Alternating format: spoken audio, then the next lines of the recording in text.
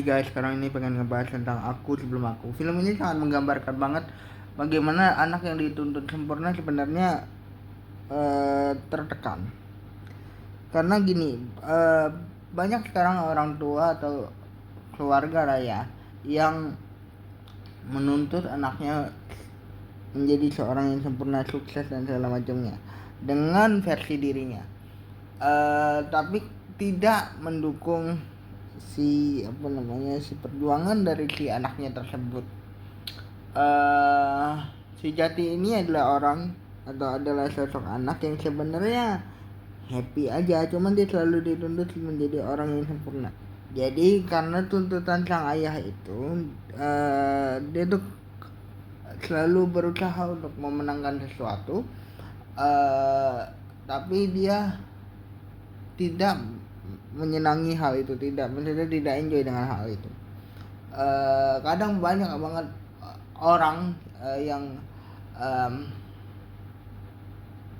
memaksakan punya anak ketika atau punya hubungan ketika um, dirinya belum selesai dengan masa lalunya.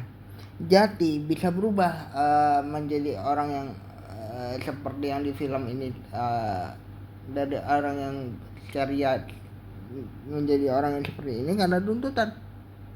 Karena apa yang terjadi dalam hidupnya itu bukan keinginannya. Di sini juga kita belajar dari Asa, sosok temannya Jati yang punya kehidupan yang sempurna tapi orang tuanya berbohong. Jadi banyak banget sebenarnya orang yang menuntut anaknya untuk menjadi sempurna gitu. Tetapi dianya belum siap menjadi seorang tua gitu. Aku belajar bahwa menjadi orang tua yang belum selesai dengan masa lalunya itu ternyata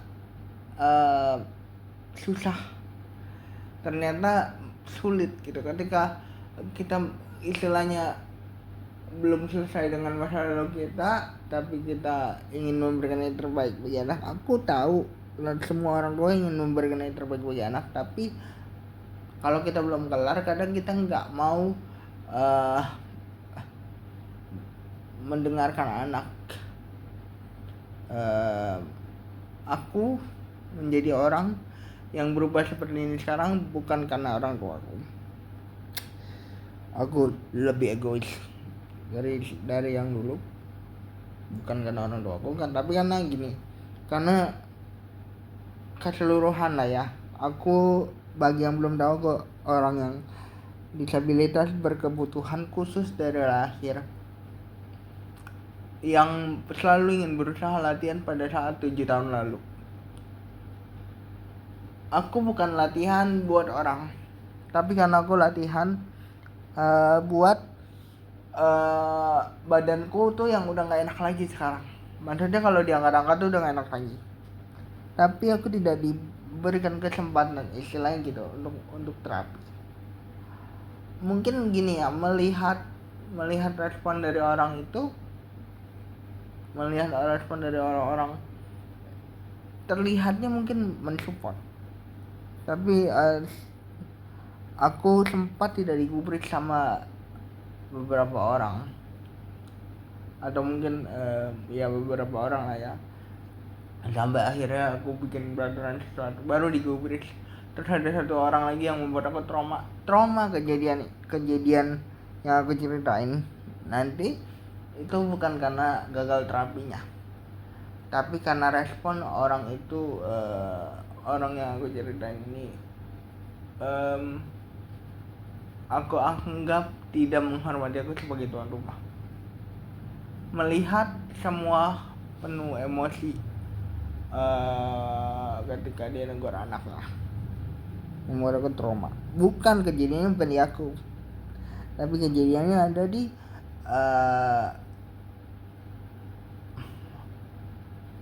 orang tersebut. Kejadiannya ada di anak tersebut. Anaknya pintar, aku tahu betul anaknya siapa. Anaknya pintar banget. Tapi kejadian di negara anak itu memang anaknya, tapi membekas di aku sampai aku trauma berkali-kali kejadian itu. dan aku adore sekali dengan orang itu tadinya.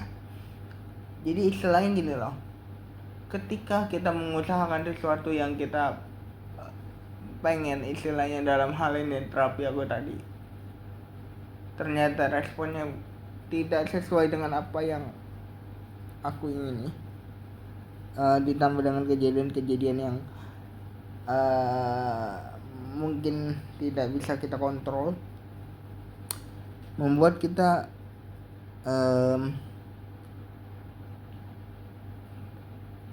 tidak lagi punya semangat untuk melakukan hal itu. Aku sekarang sudah memaafkan.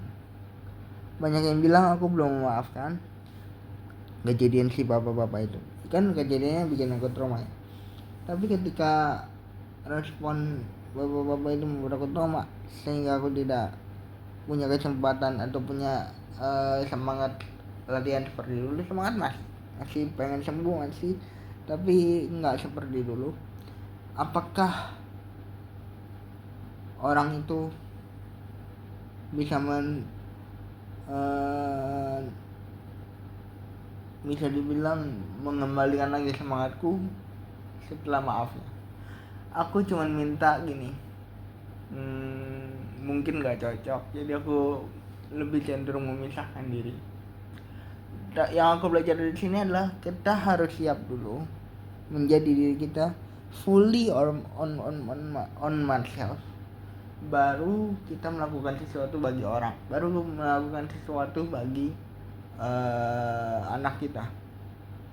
Kadang ada orang yang belum kelar dengan dirinya tapi memaksakan untuk anak, dan kita belajar untuk menghindari hal itu dari kejadian ini, dari kejadian di film ini. Jadi film ini tuh sangat menggambarkan bagaimana perasaan anak dan bagaimana istilah keegoisan orang tua atau egoisan keluarga kalau dalam kasusku, atau belum siapnya seorang ayah atau seorang keluarga atau anggota keluarga untuk menjadi contoh. Aku sampai sekarang takut nyari jodoh karena kondisi fisikku sekarang. Tapi aku masih nyari jodoh sembari menghil perasaanku, karena aku tahu betul, apalagi belajar dari film ini, bahwa sebuah perasaan tuh harus disembuhkan dulu, baru kita bisa membahagiakan orang lain.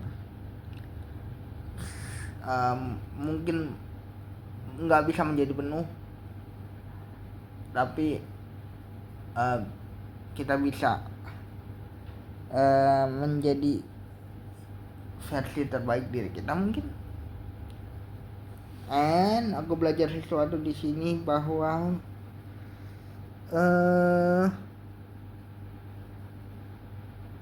menjadi seorang ayah itu atau orang tua lah, atau membagikan kasih itu nggak mudah, nggak semudah itu.